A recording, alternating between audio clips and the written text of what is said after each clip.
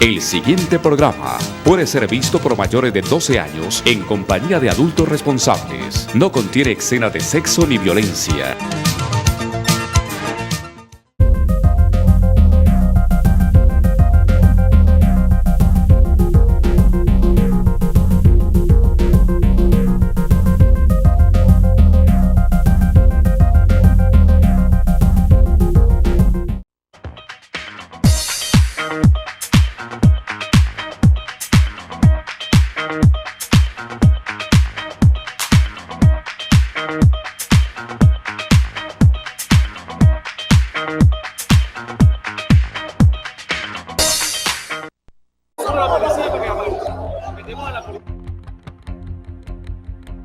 ¡Orden! ¡Orden!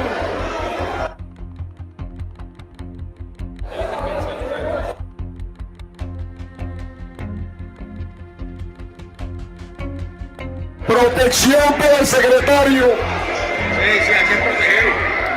Protección para el secretario. No saben perder, no tienen ni idea de qué es la Pero que anuncie el resultado, pero no lo ha anunciado.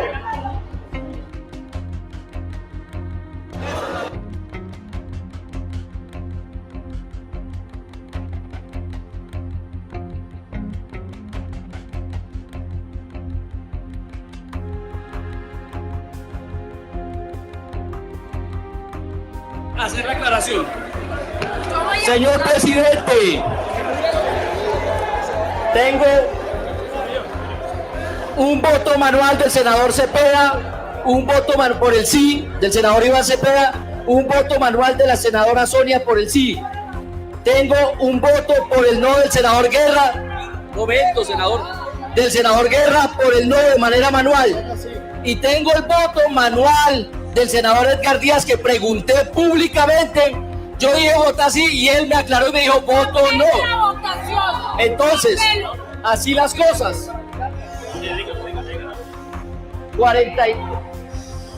47 votos por el sí, 49 votos por el no. Una pena, hay que resolver. ¡Se levanta! Muy buenas noches, amigas y amigos todos que ven este programa todos los sábados, conversando con Luis Hermes. Muy buenas noches, compañero doctor Alejandro López Lazo, por estar aquí otra vez en este programa, tal como habíamos quedado. Muy buenas noches, doctor Luis Hermes. Un saludo muy especial a todos y a todas los televidentes que nos ven el día de hoy. Bueno, ya ustedes vieron, 47 votos por el sí, 49 votos por el no. Se hundió la consulta popular que el presidente Gustavo Petro presentó ante el Senado de la República y que aquí mismo, en una reunión anterior a la pasada que hicimos con el representante Alejandro Ocampo, estábamos estábamos con el doctor Alejandro López Lazo y habíamos dicho que después de la consulta nos volvíamos a reunir.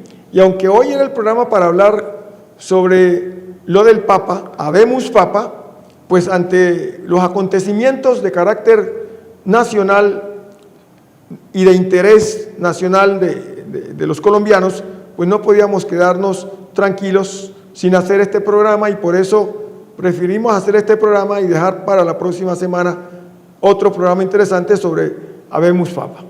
En la reunión pasada que tuvimos con el representante Alejandro Ocampo, no solamente hablamos sobre las 12 preguntas de la consulta popular, sino que todos ustedes se dieron cuenta que en un momento dado, como a los minutos 15 de la conversación que teníamos con él, yo le pregunté, ¿y si la consulta no pasa?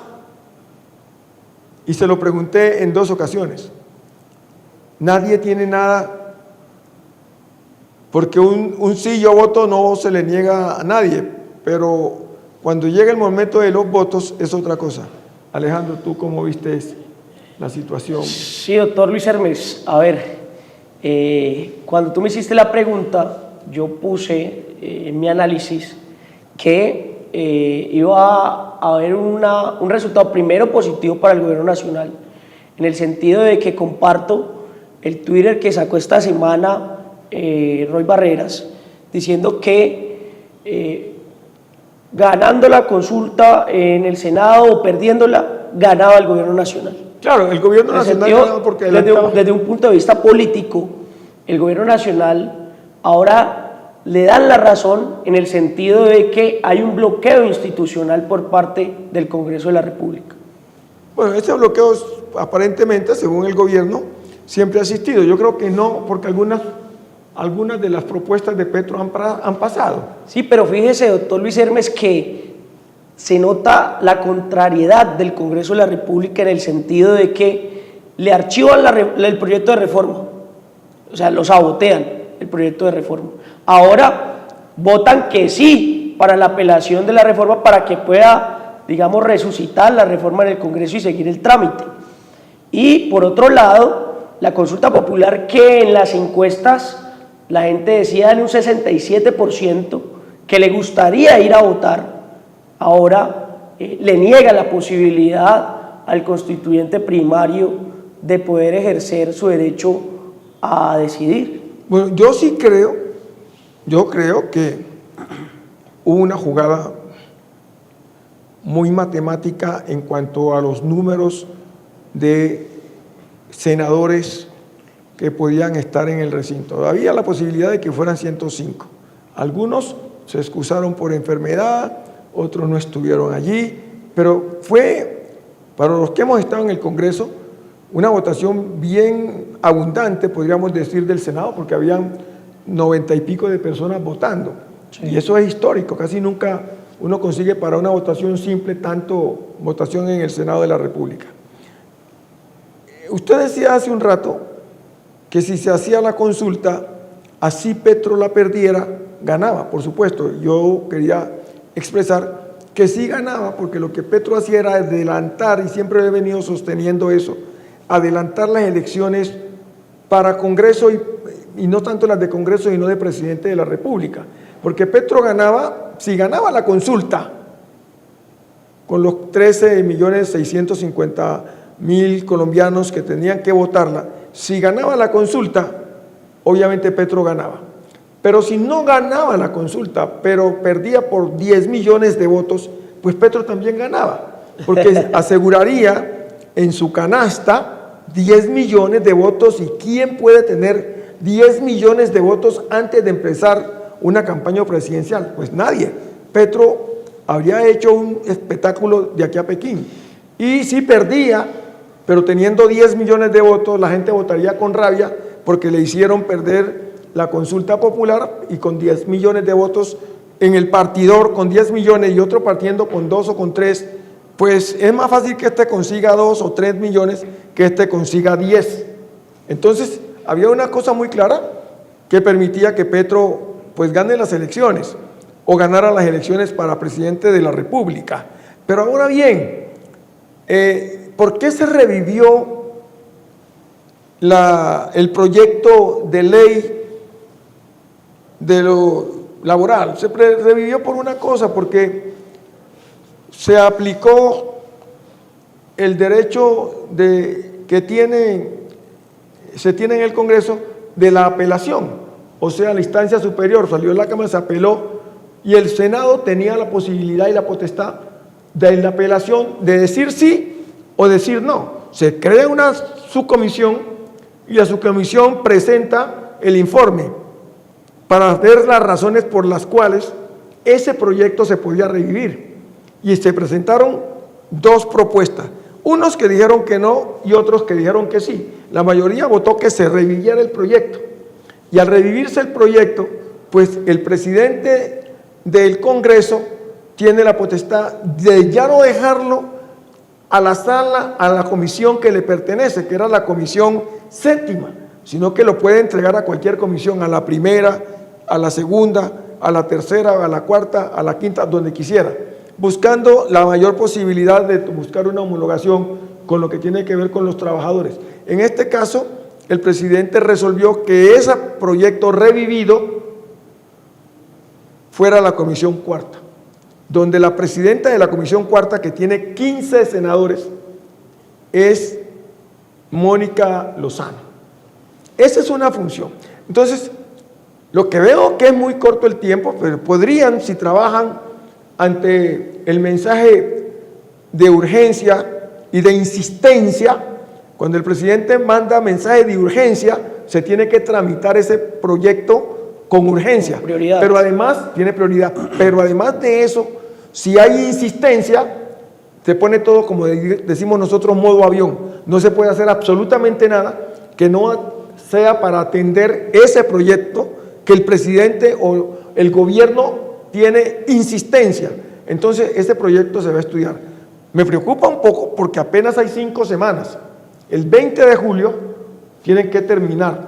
Y entonces, si bien es cierto, tienen que darle dos debates, uno en la comisión y otro en la plenaria, que pueden ser en los primeros 15 días, las 2 semanas que vienen. No es menos cierto de que ese proyecto tiene que entrar a buscar conciliación con lo que viene de Cámara y todo lo que se le tendría que meter ahora que quieren los empresarios y todo lo que viene, y es posible que entren pues propuestas justamente que estaban en la consulta. Entonces, si trabajan a paso acelerado, y Angélica Lozano es bien hábil en el manejo de su comisión, es posible que salga de la comisión, entre a conciliación, pase al Senado, perdón, entre a conciliación y luego se entre para poder votarlo como debe ser. De todas maneras, esperemos que dentro de estas 5 semanas que le quedan puedan hacer el juego. Dos anotaciones, doctor Luis Hermes. Una es que reviva el proyecto, no quiere decir per se... El proyecto ya se revivió, no quiere decir que se... No quiere decir que van a votar a favor. No. ¿Sí? Eso en primera medida. Y en segunda medida, yo sí creo que es otra forma de lo que van a hacer los congresistas. El Congreso de la República nuevamente resulta que el análisis lo hacía Ariel Ávila, quedan alrededor de 35 días, entre 30 a 35 días. Es muy difícil sacar un proyecto de ley entre debate en Cámara, debate en la comisión y debate en plenaria en tan poquito tiempo. Sí, eso es, yo estoy de acuerdo con el senador Ávila en ese sentido, por eso estoy diciendo que está muy ajustado. Sin embargo, como usted dice, no quiere decir que vaya a pasar. Y por otro lado, pero volviendo atrás un poquito sobre la propuesta de la consulta popular, sí perdió Petro. Yo pienso que no perdió totalmente. Es agridulce, porque Petro lo que quería era que el proyecto de la reforma laboral que él presentó pasara. Pero en la Comisión Séptima no le permitieron que pasara. Y como no le permitieron que pasara, él abdujo inmediatamente a un mecanismo de participación ciudadana que está en el artículo 103 de la Constitución colombiana, que es la consulta popular, sí, entre otras, y entonces aplicó ese mecanismo. Pero cuando los demás partidos vieron que eso era peligroso, dijeron no, aceptemos la apelación, que aunque en principio el gobierno no quería la apelación, sí, cuando midió la fuerza dijo no, tenemos que aceptar, aunque sea como se dice vulgarmente, del abogado del sombrero, y entonces sacaron la apelación. Es allí donde la viveza de Cepeda, pues, y de los que estaban jugando en el no, pues ya revivimos nosotros la apelación, ya revivimos la apelación, ya iba a ir el proyecto de lo que el gobierno quiere. ¿Para qué van a gastar casi $1 billón en hacer la consulta popular? Y empezaron a venderse, y Cepeda hábilmente hizo lo que tenía que hacer, de tal manera que llegamos a lo que teníamos que llegar, que fue que perdiera en la votación la consulta por 47-49.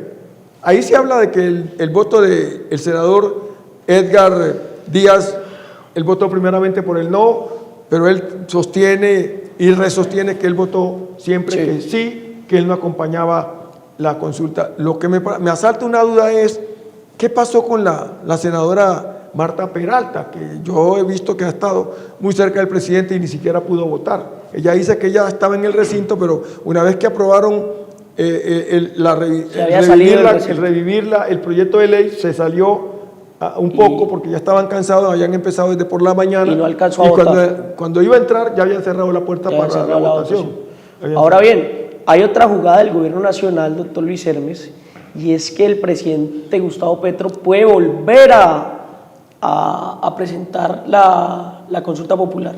Sí, legalmente no hay ningún mecanismo en la Constitución y la ley, ni siquiera la 1757, que le impida volver a presentar. Exactamente, no impide que el presidente pueda revivir la consulta. Y él dice que va a revivir la consulta, inclusive aumentando un punto 13, que es sobre los medicamentos. Si se le bajan los precios a los medicamentos, si Colombia puede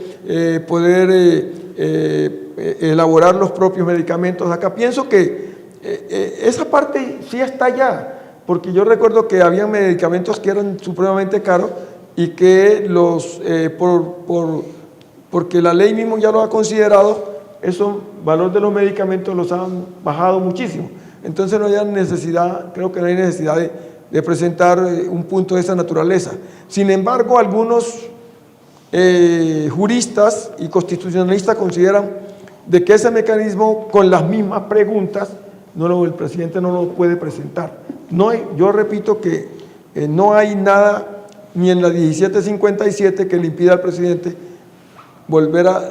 no volver a presentar la consulta, pero yo creo que la tendría que presentar en otra forma, cambiar las preguntas que quiere y buscar otras necesidades que el pueblo requiere para tal fin. De todas maneras, él ahora ya no está hablando de eso, se ha ido más allá y se ha ido a los cabildos abiertos, que es volverle al pueblo allá en la comuna, allá en el barrio, allá en la JAL, allá en la municipalidad, y untarse de pueblo para poder hacer lo que llamamos nosotros los cabildos abiertos, que no son jurídicamente, no tienen un peso jurídico, sino que son los requerimientos de la reunión de las necesidades que el pueblo mismo, unido en la comuna, unido en el barrio, tiene, y que son propias de los alcaldes, como ya lo dije. Inclusive el mecanismo. Inclusive para Barranquilla, mañana, si mal no estoy,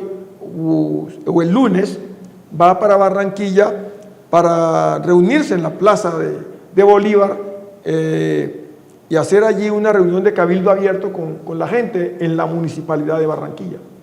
Así es, digamos que como lo habíamos dicho en el anterior programa, lo que venía ahora es un proceso de movilización, en tanto le han negado la posibilidad al electorado de ejercer como poder derivado en la consulta popular.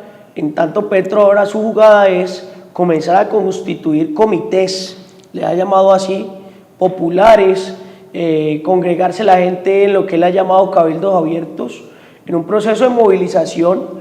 Los procesos de barriadas que se llaman. Que lo que realmente Petro ya empezó fue la campaña electoral. Sí. Tanto para cambiar Congreso de la República como para poner presidente de la República. Claro que el transfugismo que se le cayó también a Petro, porque ya el partido histórico no podía seguir con el número de partidos que lo conformaban en razón de lo que la misma Consejo Nacional Electoral ha indicado, y las leyes y normas también así lo indican. Pues al no haber transfugismo, los partidos tienen dos cosas: o sostienen su personería jurídica o las pierden y se adhieren a pacto histórica, y eso tienen que repensarlo muy bien. Yo quisiera que por favor en el BTR nos mostraran cuáles fueron los 49 senadores que votaron por el no. A ver si los vemos uno por uno, me los acerca, los de la primera línea, que no los vemos bien. Bueno, ahí están los 49 senadores. Estos son los 49 senadores que votaron por el no. Ahí los tenemos, y son los siguientes. Votaron por el no Karina Espinosa, del Partido Liberal, si mal no estoy. Karina Espinosa, Votó Juan Pablo Gallo, Arturo García, Mauricio Gómez, Miguel Ángel Pinto, Alejandro Chacón, Lorena Ríos, Bereniza Bedoya. El Partido Conservador, ahí encontramos a Efraín Cepeda, Juan Meret, Óscar Barreto, Soledad Tamayo, Liliana Vitar, Germán Blanco, Jonathan Pulido, Ana Paola Agudelo. Votaron también Nadia Ablel, Marcos Pineda, Nicolás Echeverri, Juan García, Óscar Giraldo, José Marín, Alfredo de Luque, Juan Carlos Garcés. Ya estos son del partido de la U. Sigamos, veamos los otros, por favor. Sigamos.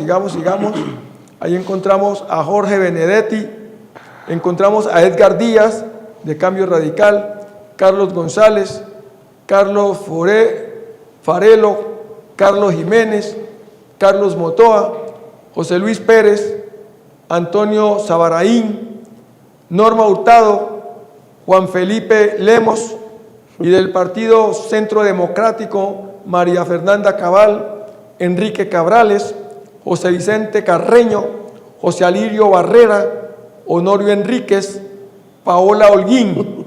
Encontramos a Carlos Meisel, Ciro Ramírez, Miguel Uribe, Paloma Valencia, Yemi Rosso, Esteban Quintero, Carlos Guevara, Andrés Guerra, Manuel Virgues.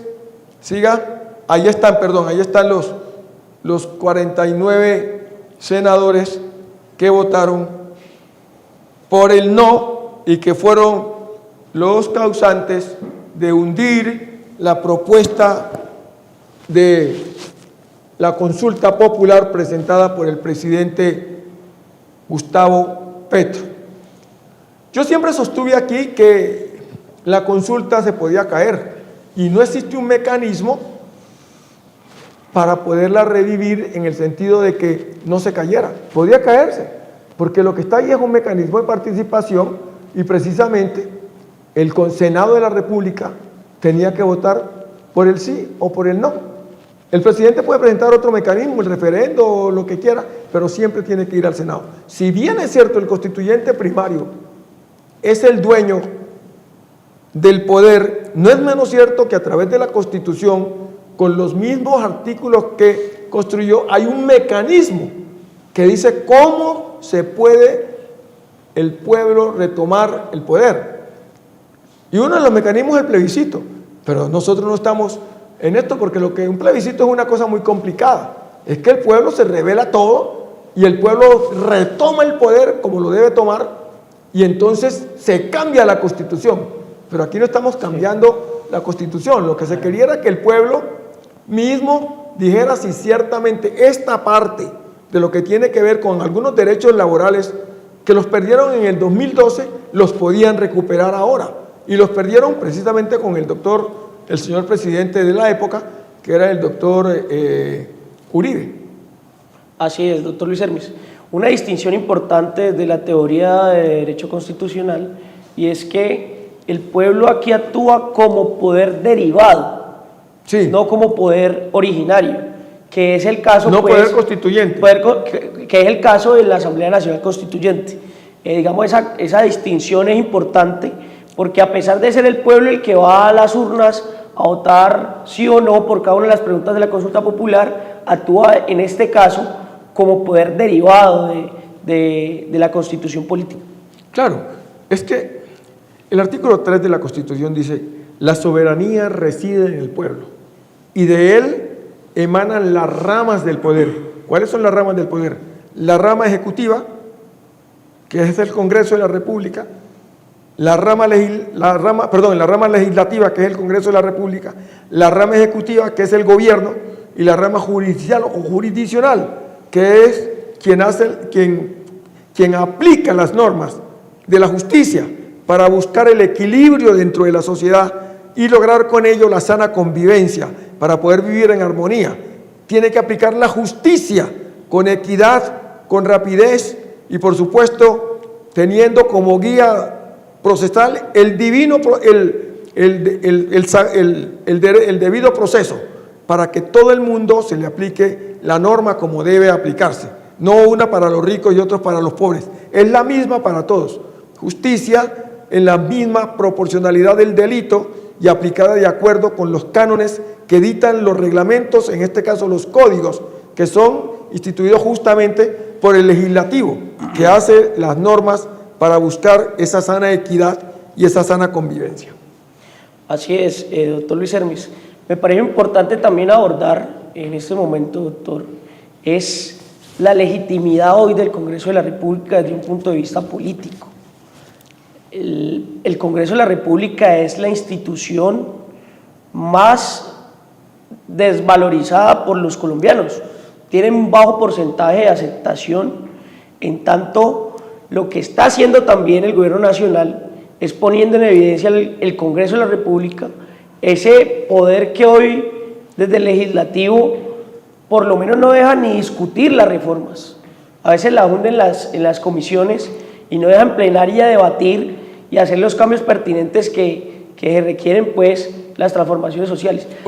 Hace Álvaro Forero un análisis muy interesante sobre esto, en razón de que cómo la clase dirigente, contrario por ejemplo en Europa, que tuvo años gloriosos de desarrollo compartido, fíjese que ellos llegaron a acuerdos con el movimiento obrero. Acá en Colombia hoy hay un gobierno popular y esa dirigencia no es capaz de tener la madurez suficiente de llegar a acuerdos y conciliaciones para sacar adelante cambios. Sí, veamos lo que pasó en el Congreso. Por favor, si nos ayudan allá en el Congreso, veamos la algarabía en el Congreso. Veamos la algarabía en el Congreso. ¿Cómo fue eso?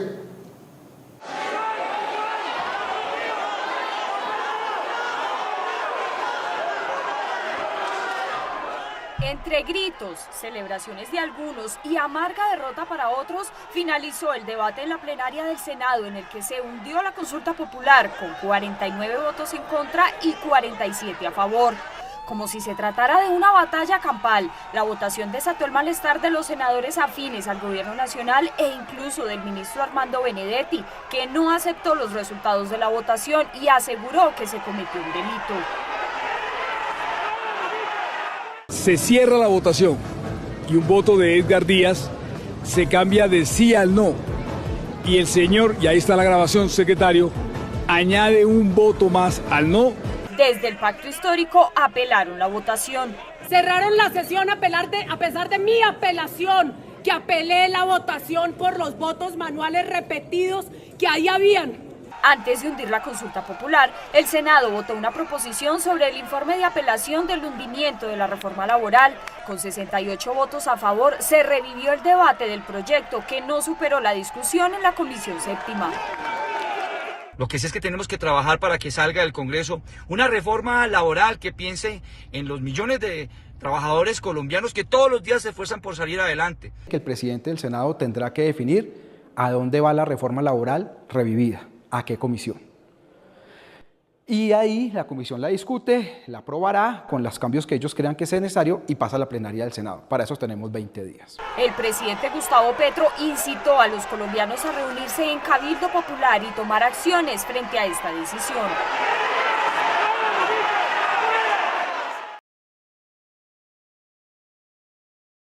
Allí nosotros le estamos presentando un momento histórico pues, de lo que pasó en el Congreso, una gallera horrible pues, que se desató allí. Pero yo creo que el presidente que estaba en China quedó desencantado porque, no sé tú qué piensas, Alejandro, pero el presidente creo que se fue confiado en que pues se habla de Benedetti, que es un zorro en la política y por supuesto Sanguino también. Y bueno, pues no fueron tan zorros porque los comió Cepeda. Sí, es cierto. Ya hablando en temas, digamos, políticos, a pesar de la experiencia que tiene Armando Benedetti en el Congreso de la República, siendo en su momento presidente del Senado. Claro, estuvo por 20 años en el Senado. Estuvo por 20 años en el Senado, sabe llegar a acuerdos políticos, pues bueno, esa jugada se la ganó obviamente como diría Ariel Ávila, el marrullero de Cepeda. Sí. Bueno, yo quiero que veamos lo que el presidente dijo estando en China cuando recibió semejante noticia tan brava. El presidente se fue tranquilo y convencido de que Benedetti y Sanguino podían sacar eso sin ningún problema, porque estaban los votos, aparentemente estaban los votos para ganar. Si ciertamente estaba apretado, pero estaban los votos. Carajo, yo, mejor dicho, yo lo primero que hago es asegurar mi votación como sea, pero ellos se relajaron pensando que como ya habían votado el revivir el proyecto de ley laboral, entonces lo otro iba a ser muy fácil. Y no contaban con la astucia de Cepeda ni con la astucia de los que estaban por el no a la consulta popular. Yo creo que al presidente le llegó eso como un baldado de agua tibia y lo dejó en chop. ¡Pla! Veamos lo que dijo el presidente de la República, si nos ayudan en el BTR, cómo fue la reunión cuando el presidente se dio cuenta de esto. Inmediatamente se reunió y desde allá envió unas palabras de lo que estaba sucediendo y luego pues tuvo una locución por la tarde. Veamos al presidente, si me hacen el favor. Recibido en este momento los hechos que han acontecido en el Senado de la República.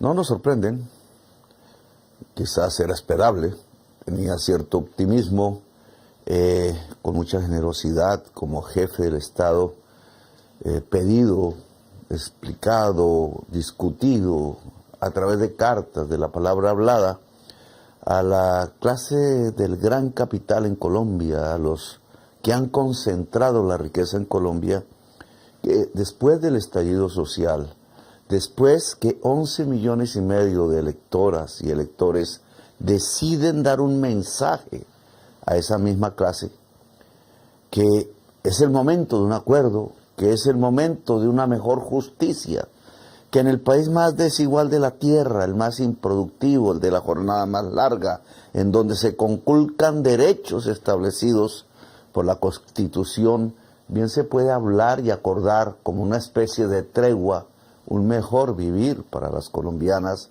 y los colombianos, y ver allí un camino indudable de paz, de democracia, de construcción de una gran nación. Las respuestas han sido la burla, han sido el engaño, ha sido la calumnia permanente en los medios de comunicación, la destrucción moral de quienes tuvimos quizás la osadía de ganarles las elecciones por primera vez, pero no esperábamos un hecho tan dantesco como el del Senado de la República. Es que ni siquiera fueron capaces de ganar en la consulta popular a través del voto de senadores limpios. Tuvieron que hacer trampa. Trampa como en el fraude del 19 de abril de 1970, que nos condujo a décadas de violencia. Repetirlo como si se pudiera repetir la historia. El senador que trata de votar y no lo dejan, como le sucedió a la senadora Marta Peralta, o el secretario mañoso que al parecer tacha un voto por allí subrepticiamente, el que no se convoque a todos los asistentes a votar, para eso hay una campanita, el que ha acelerado, profundamente acelerado en el alma, el presidente del Senado, viendo que tenía un voto de ventaja, cierra la votación, mañoso, creyendo que así se hace la historia de Colombia. Y así no se hacen sino payasadas, así no se convoca al país sino a la violencia, a la reacción, a la venganza. Mal paso el que ha dado una parte del Senado de la República y su presidente, y creo que es el momento de contestar. Pero debemos contestar con la sabiduría de un pueblo decidido, que ya demostró que es mayoría tanto en las plazas públicas como en las encuestas esas que hacen, de todas las formas. El pueblo colombiano ha dicho, déjenos expresar, queremos decidir sobre los derechos de la gente misma, no por tal o cual candidato, si lo que se estaba discutiendo es si tiene derecho la gente a una jornada de 8 horas, por Dios. Si tiene el joven derecho si trabaja un salario, si tiene derecho el campesino o la campesina a una pensión, Si tiene derecho la mujer que está menstruando a que pueda ir a un médico si el dolor no la deja trabajar. Si tiene derecho la madre comunitaria que ha cuidado niños y niñas por generaciones en Colombia a tener un salario. Miren lo que hicieron con el jardín infantil de Bogotá, que al privatizarlo se lo entregaron a un tal Freddy y violó a los niños. No son suficientes las pruebas, los hechos que indican que llegó el momento de hacerle caso a la Constitución y defender derechos que son de la gente mínimos, pero fundamentales. Tienen que callar al pueblo. Pues creo que la respuesta es no callarse. Hoy actúo como jefe del Estado.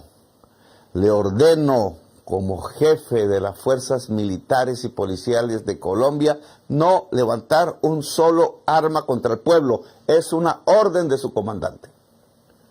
Cuidemos los edificios, que no haya violencia. Le solicito al pueblo de Colombia no ejercer violencia contra ninguna cosa, contra ningún vidrio, contra ninguna persona, pero decidir la respuesta y con contundencia.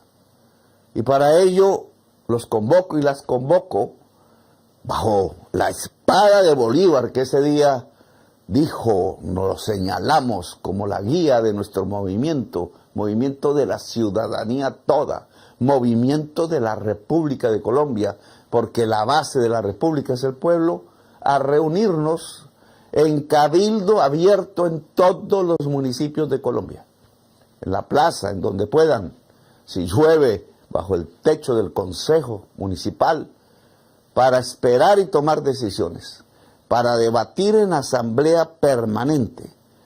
Le solicito al Cabildo Abierto de Bogotá, allá en el Consejo Distrital, en la plazoleta, si no los dejan entrar, que se reúnan las organizaciones a escala nacional, la Federación de Cooperativas, la Federación Nacional de la Acción Comunal, la Coordinación Nacional Campesina con su 1.000.000 de inscritos pidiendo tierra en Colombia, las centrales obreras, el movimiento juvenil que dio por primera vez el paso en este movimiento actual, el de los aprendices del SENA, quienes no están cansados, a las organizaciones femeninas, a la minga indígena, a la diversidad colombiana, a la coordinación de organizaciones afro, a los movimientos de toda la cultura.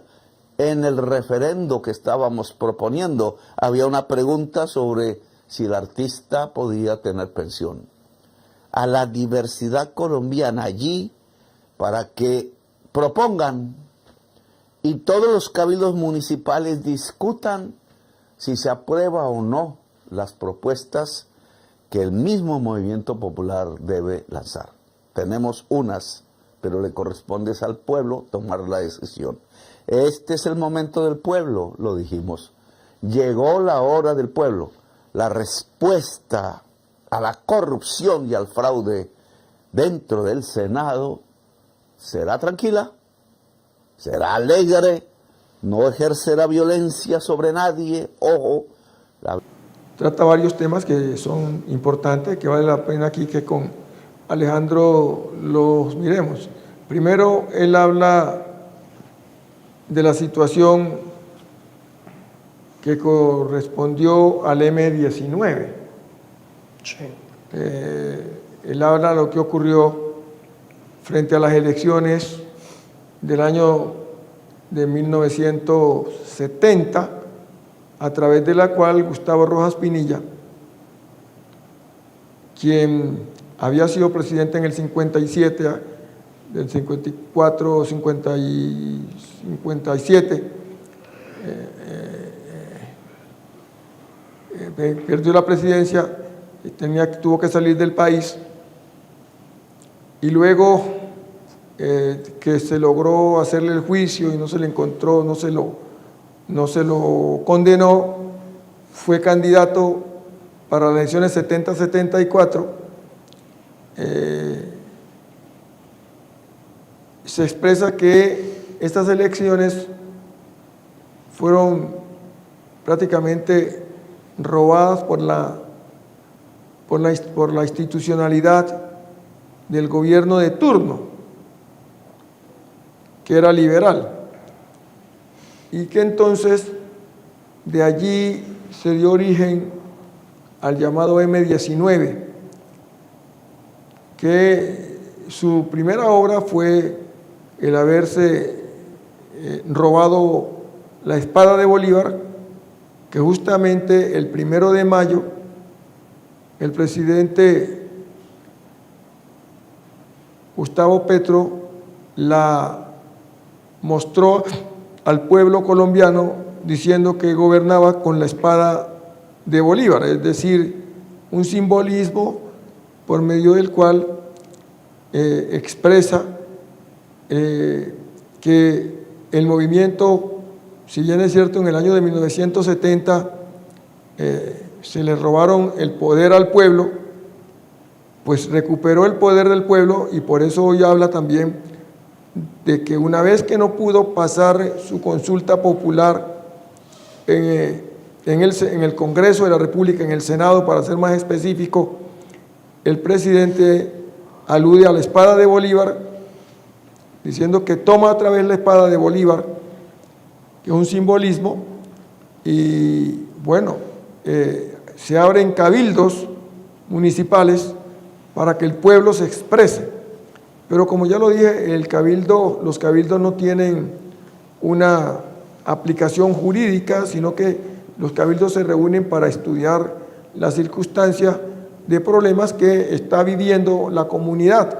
Y ciertamente, pues el pueblo, como él lo expresa, quiere que a los trabajadores se les dé un mejor trato, como debiera ser, y que recuperen por lo menos las conquistas que habían logrado hasta el año 2012, en que las pierden, en el 2012, ¿qué estoy diciendo? En el 2002, que las pierden con el presidente, 2002, que las pierden con el presidente Uribe.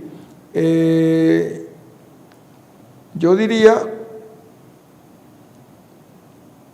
a partir de ahora, que el presidente toma la posibilidad, no sé tú qué piensas, la posibilidad de mantener la expectativa en el pueblo a través de ir, pues Colombia tiene 1000 y pico de municipios, y si él dice que municipio por municipio, quiere decir que va a estar metido en la campaña prácticamente ya en estos 15 meses que le quedan 15, 14 meses, casi 15 meses que le quedan de gobierno, va a estar abierto en campaña prácticamente, porque va a estar abriendo los cabildos municipales. Sí, doctor, efectivamente, doctor Luis Hermes, el mecanismo de Petro siempre ha sido apelar a un concepto que en teoría política él ha estudiado muy bien, de Tony, que es el multitud. O sea, él no cree tanto en las organizaciones partidistas. De hecho, en el polo él sale de alguna manera porque él no logra ser tan orgánico dentro de un partido. Siempre ha tenido procesos independientes alrededor, pues, de los movimientos. Y es la misma estrategia que ahora va a apelar. Recordemos que cuando él fue alcalde de Bogotá y fue por la sanción del procurador, sale de la alcaldía de Bogotá.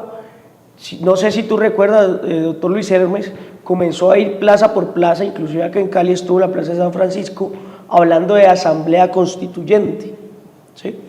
Entonces, ahora, ante el supuesto fraude, pues, del Congreso de la República, él apela nuevamente a esos mecanismos de participación ciudadana, a esos mecanismos, pues, de ir al pueblo, de ir a la población, recurrir a la población para dirimir los conflictos.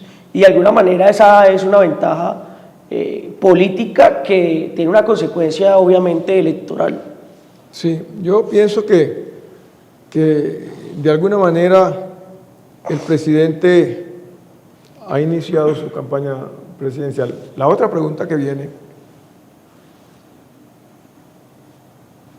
el Pacto Histórico no tiene a un candidato del peso de la capacidad de lucha, de oratoria que tiene Gustavo Petro y de conocimiento del Estado.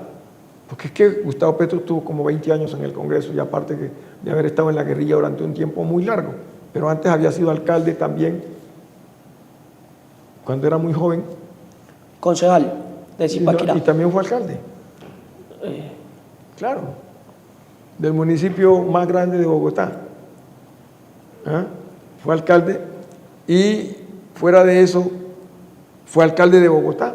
Entonces conoce muy bien la ciudad y él juega mucho con las figuras del poder del Partido Liberal. Gaitán habla mucho de Gaitán, habla de mucho López Pumarejo, Alberto Lleras Camargo, de López Pumarejo, de Lleras Restrepo. Bueno, entonces habla de los liberales tradicionales y él mueve las ideas que eran banderas o que han sido banderas del Partido Liberal: la lucha por la tierra, la lucha por la libertad, la lucha por los trabajadores, la lucha por los pobres, la lucha por los negros, la lucha por los indios, sí, ¿no? Y entonces se refugia en el pueblo, sí, y se emponcha en el pueblo en lugar de estar con la oligarquía, y él expresa libremente que este es el gobierno del pueblo, y entonces se encuentra con un discurso que mueve masas.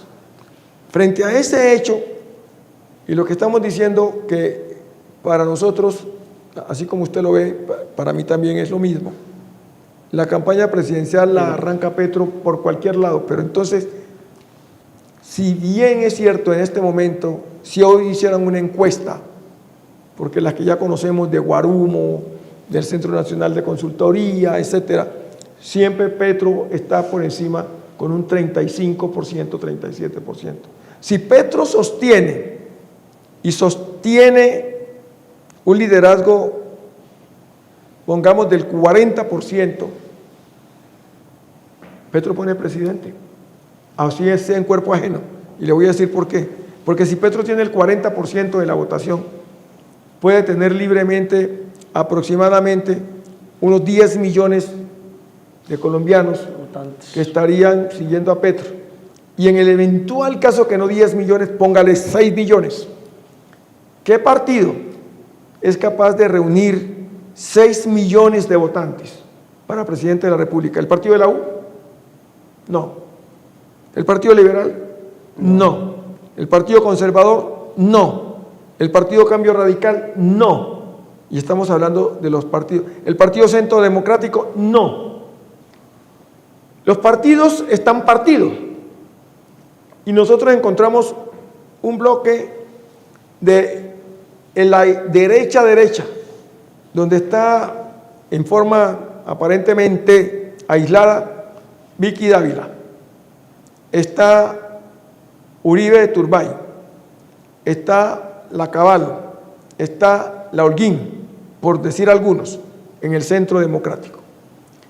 En la centro derecha, allí podríamos nosotros decir que hay otro grupo pequeñito donde se podía encontrar Germán Vargas y se podría encontrar con el grupo de los conservadores. Y luego encontramos en la derecha, en el centro, podemos encontrar a Murillo, podemos encontrar a Fajardo, podemos encontrar al que fue ministro de Salud y de Educación, que es Gaviria. Alejandro Gaviria. En el centro izquierda nosotros encontramos a los del Partido Liberal. ¿Pero a quién? Del Partido Liberal. ¿A quién? Pero allí tenemos alguna cosa en el centro izquierda del Partido Liberal. Hay un candidato, un precandidato liberal que ha dicho que va por el Partido Liberal y que va por la centro izquierda. ¿A quién allí? ¿A quién marcamos allí? Y en el otro lado está la gente de Petro, que está en la izquierda. Y ahí encontramos a Bolívar, que en el primer consejo de gobierno le dijo al presidente: presidente, yo a usted lo amo. Se enamoró del presidente. Pero ahora el presidente dice que, aunque esté ganando las encuestas, no es su candidato. Y se le ve al presidente más a portas de acompañar a Amaya el gobernador de Boyacá, que está a punto de renunciar a su gobernación para no inhabilitarse y quedar de candidato presidencial. Y aunque Bolívar está ganando las encuestas, pues no es el candidato del presidente, porque él mismo lo ha expresado. Él quiere un presidente o un candidato de centro izquierda, que no necesariamente sea de la izquierda, sino uno que sea capaz de unir fuerzas para ganar las elecciones y que mantenga las propuestas que él viene defendiendo. Sí, digamos que la idea del presidente es que sea una figura que pueda aglutinar otros sectores que puedan ser inclusive de la política tradicional. El caso de él exitoso fue que logró aglutinar a sectores del Partido Liberal, a sectores del Partido de la U, lograr convencer a varios de sus líderes para que lo acompañaran y así gana en 2022. Ahora la idea del presidente, muy hábilmente, es repetir la fórmula. En tanto, pues, el mensaje para la izquierda como tal, para las bases, es decirle, veamos la política desde un punto de vista pragmático. Seguramente Carolina Corcho, Gustavo Bolívar sean los candidatos de la izquierda, pero él sí ve una incapacidad de lograr aglutinar a otros sectores políticos para poder ganar. ¿Y por qué no un outsider? Un outsider puede aparecer aquí. ¿Y quién le dice a usted que no puede aparecer, por ejemplo, un Hermitage, como apareció Rodolfo Hernández, que casi no gana, casi gana, le gana a Petro? Casi le gana a Petro. ¿Por qué no puede aparecer un tipo, un candidato como Hermitage, el exalcalde de Cali? No tiene enemistades con los ricos, ni enemistades con los pobres. Le ayuda en sus empresas a los trabajadores de su empresa, que los ha convertido como en socios, porque divide, según él, las ganancias, las utilidades de la empresa con ellos. Entonces, tiene un buen reconocimiento allí. No es enemigo ni de los ricos ni de los pobres, no es ni de los negros, ni de los indios, ni de los blancos. No es enemigo ni de los liberales, ni de los conservadores, ni del pacto histórico, ni del centro democrático, ni de nadie. Fue alcalde de la tercera ciudad más importante del país. Es un hombre rico. No puede aparecer de pronto Hermitage como un candidato que apareció de la noche a la mañana diciendo: yo quiero ser candidato, que no estoy con ningún partido, pero que quiero estar aquí. No lo odia Petro, no lo odia Gaviria, no lo odia Uribe. ¿Por qué no? Ahí se lo dejo en reflexión. Hemos llegado al final de este programa. Se lo dejo a todos los caleños como reflexión. Hemos llegado al final de este programa. Muchas gracias, Alejandro. Muchas gracias, doctor Luis Hermes.